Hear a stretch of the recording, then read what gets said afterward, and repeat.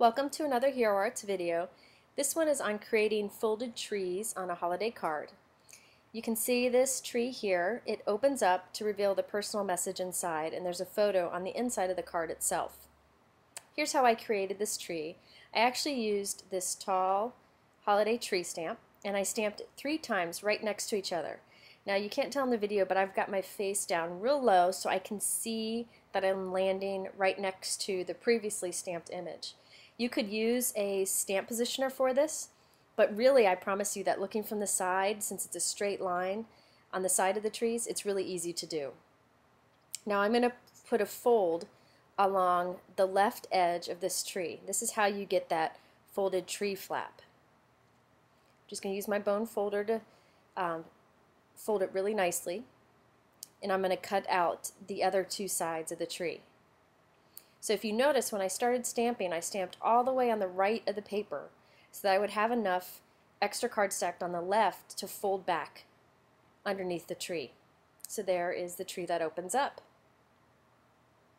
Now I wanted to stamp on the craft background of this note card, and I'm using a light colored Distress ink from Tim Holtz. This happens to be the vintage photo color, and right now it's pretty vibrant, dark color.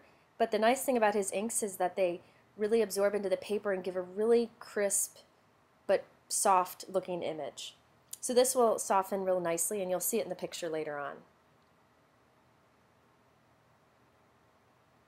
Now I'm going to glue this onto the front of the card. You can see my error on the back of it. I first was going to stamp this with a different message, but I changed my mind. Now I'm just tying a bow. This is silk ribbon. It's from Creative Impressions. Just tying a bow with it. I like this ribbon because look how tiny that knot gets in the center. It doesn't add bulk when going through the mail. And just so you know, the inside of this card has just a photo that I've trimmed to fit that goes in the inside. I'm going to give this card to my son's teachers. So I'm just going to add that bow to the top. Here I'm taking a colored permanent pen and coloring our pearls. One of our web artists, Tammy Hartley, had this brilliant idea to color the gems, and I also noticed that it works great on pearls. So here are some red pearls, and actually this brown colored permanent marker really makes nice gold colored pearls. I really like them. So I'm coloring them on here so I can get right up to the edge and not have to worry about drawing on my card. And then I added them to my card itself. So inside of the flap, I do the greeting and the message, and you can see the completed card.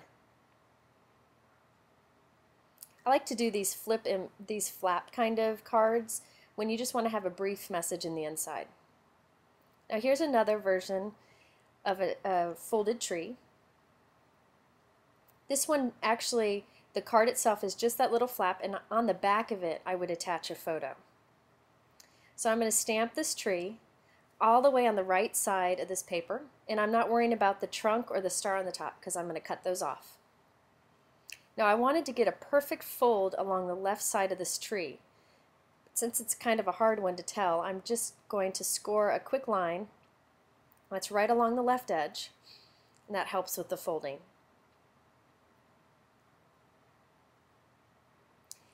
Now this looks kind of tricky, but it's quite easy. I'm going to take my scissors and cut around this tree, and I'm going to make it kind of scallopy looking to go with the tree. On this folded edge, you want to make sure that you keep the crease in part of what you're cutting. So you can see I'm kind of cutting off the edge. You'll be able to see here in a minute what I mean. But you want to keep that crease in some of the parts so that it will stay attached to the back flap. So here you can see how it's still attached there? Very easy. Now I'm just going to cut around the rest of it.